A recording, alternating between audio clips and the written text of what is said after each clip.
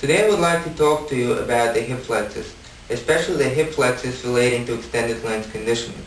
This is specific to martial artists, especially throwing the front kick, but the same exercise I'm about to demonstrate can be used for gymnasts, dancers, cheerleaders.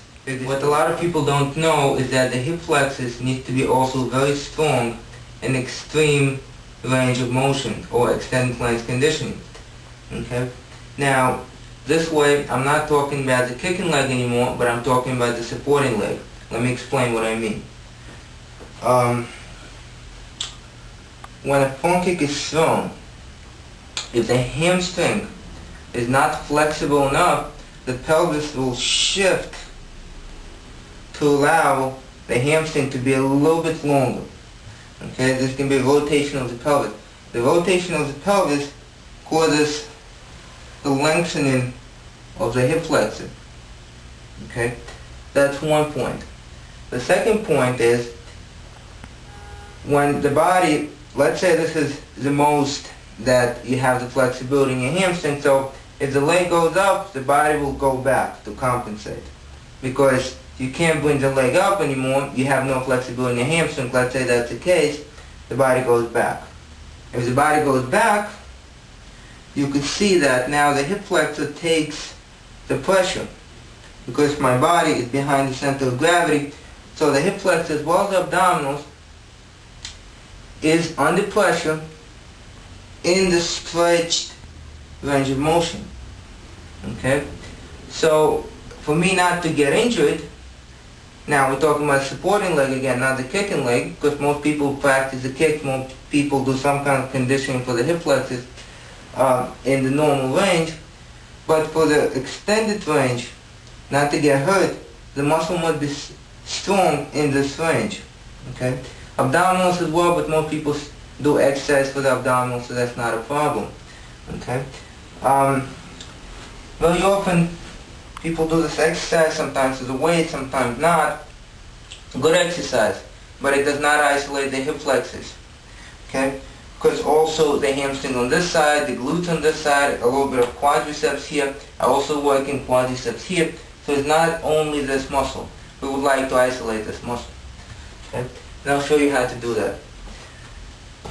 You're going to take a block. You're going to place it right behind your pelvis. So the top of the block is going to be right here, where quote unquote the waist is. Okay? I'm going to lie down.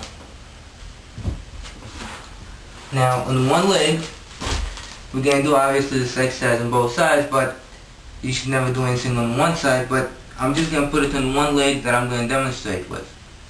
In this case, it's going to be my left leg, let's say. So, taking the ankle weights, placing it here. Okay? So I'm going to be working on the hip flexors. Now, if I simply do this, I don't know if you can see, but my pelvis can shift. My pelvis shifts. So the movement is not necessarily from here, but also from the pelvis, from the abdominals. Maybe I'm pushing back down with this leg to help. I don't want that. I want this muscle to work and nothing else. So what I'm going to do is I'm going to put the block, like I showed you, under my hips, pull this knee in. This way the pelvis is stabilized. It can't move because this knee is here.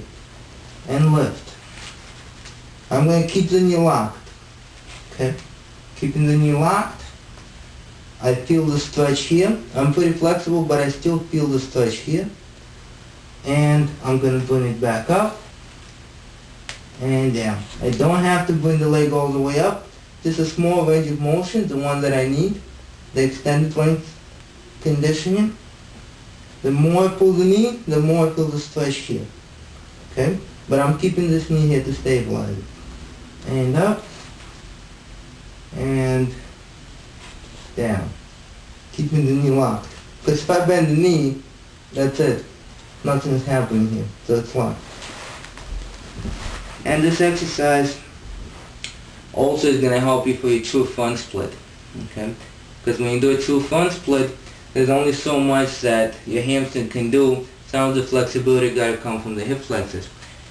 And next week I'm going to show you how to strengthen this muscle specifically, and mainly next week I'm going to show you the difference between a true front split and an open front split, since I got a lot of questions about that.